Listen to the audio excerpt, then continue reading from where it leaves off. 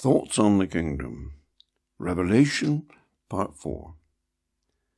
And for this episode in this series of Thoughts on the Kingdom, I want to look at Revelation chapter 12 and verse 10. But I'll read from verse 10 to verse 12. Then I heard a loud voice in heaven say, Now have come the salvation and the power and the kingdom of our God, and the authority of his Christ. For the accuser of our brothers, who accuses them before our God day and night, has been hurled down. They overcame him by the blood of the Lamb, and by the word of their testimony. They did not love their lives so much as to shrink from death. Therefore rejoice, you heavens, and you who dwell in them. But woe to the earth and the sea, because the devil has gone down to you. He is filled with fury, because that he knows his time is short. Revelation chapter 12, verse 10 in particular. Now, I'm not going to get involved in interpreting the prophecy of the man-child here. I'm rather of the mind of Spurgeon when he said, the blessing of God is promised for those who read the books of the words of this prophecy.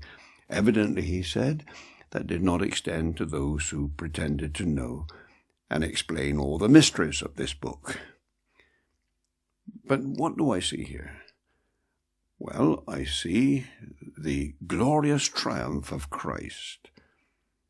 I see opposition. That's putting it mildly. The accuser of the brethren, that's Satan, surely. The Satan himself, the devil, has gone down to the earth.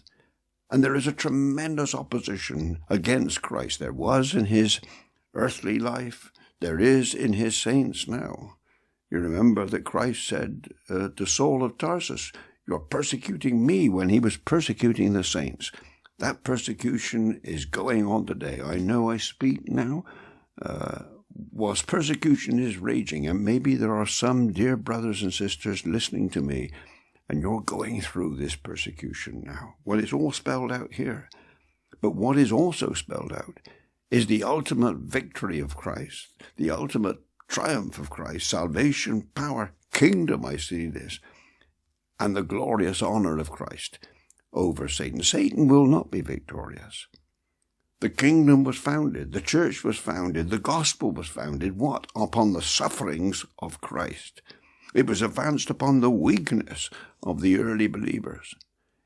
The kingdom of God advances by persecution. I know it sounds odd.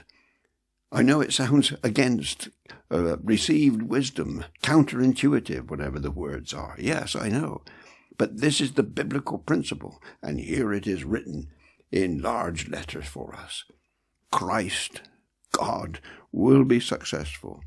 Salvation will not fail. The power will not come to nothing. The kingdom will be advanced. Notice they speak in these terms, and I want us to get back to that. For myself, I want to get back to this. I want to stress this. I want to understand. I want to think like this. The kingdom of Christ.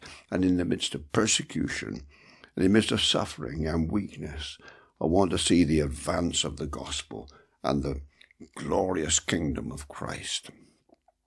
How different is this kingdom to the kingdoms of the world? Boasting and pomp and show and military might and muscle and all the rest of it. Not with Christ. But the power is of God. The salvation is from God. And the kingdom is God. And this, my brother and sister, is our kingdom. We, by God's grace, are members of this kingdom. And the victory is sure.